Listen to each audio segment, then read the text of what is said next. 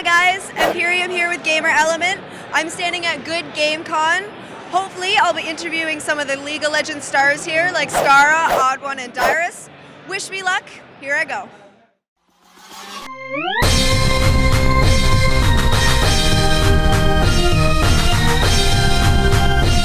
Did you go to PAX East at all or no? No, I wish. I need to get better at my craft and then like make something huge.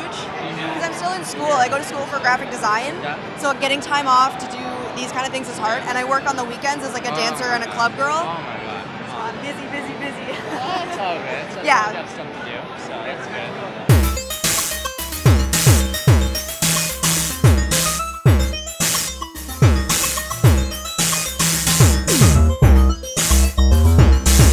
Hey guys, I'm Emperiam here with Gamer Element and I'm with Dyrus. Retired from the scene. How do you feel about it? What are some afterthoughts from playing the game? I had a pretty nice career, although there was a lot of regrets and a lot of sadness, but overall I'm pretty happy with my entire career. And after retiring, it made me realize a lot of things that I was very ignorant as a pro player, and a lot of things I could have and couldn't have done. I don't realize what I had until it was gone. But I've had opportunities to go back, but it's too stressful, so now I'm just going to try and do streaming and YouTube. Scarra, how are you enjoying your time in Toronto so far? It's a lot hotter than I expected. I think when I got here, it was hotter than LA.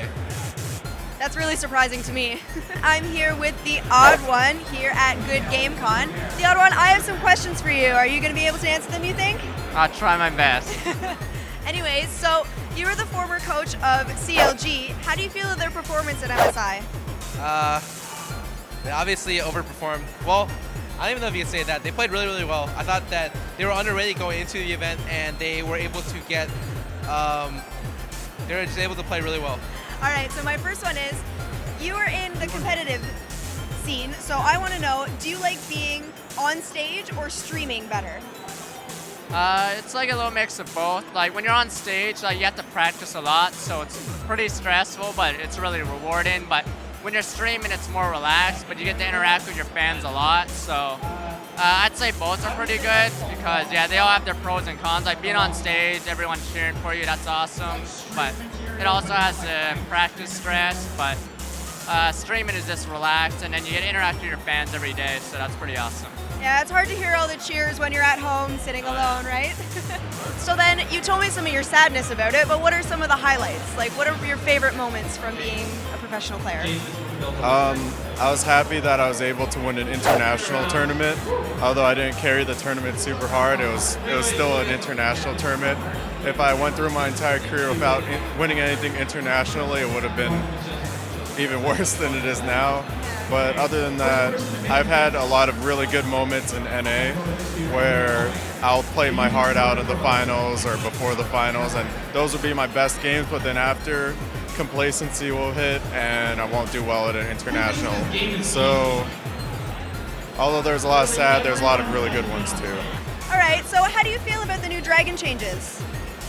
I like it better than the 5 dragon system from last season. That season like really sucked because of the dragons. I'd like if they make all the dragons like buff like Cloud and Mountain, because right now Ocean and Inferno were way better. They recently nerfed the Ocean one, so it doesn't like regenerate so much.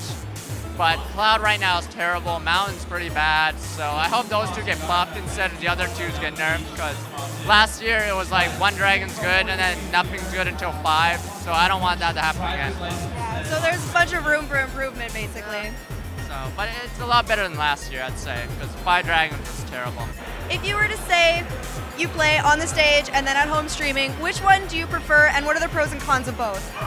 It's definitely, on the stage is way more stressful, but it's a different experience. It's more fulfilling. Like winning on the stage in front of a lot of people watching is, it's like a true experience. Whereas at home, it's like it's really casual. Like I don't need to do much prep for it, and it's like I can have good and bad games, and it won't really affect my mood too much.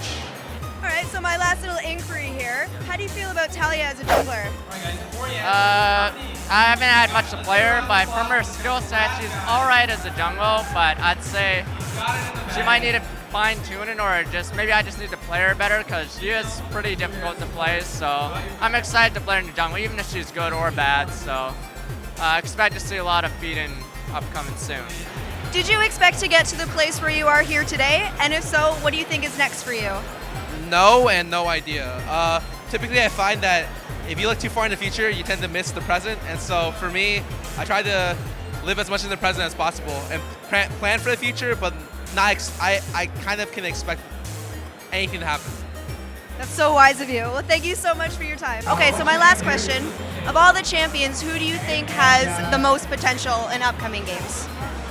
It really depends per role, but right now it's still the same champion as always, Maokai, the same boring tank that's unkillable. As for overall with champions with potential, I think a lot of the new champions like Aurelion Sol and Talia are going to make a showing in competitive play. Great, well thank you so much for your time. Thank you. Well, clearly luck was on my side today. I got an interview with all three. I hope you guys enjoyed the video, subscribe, and return for some more.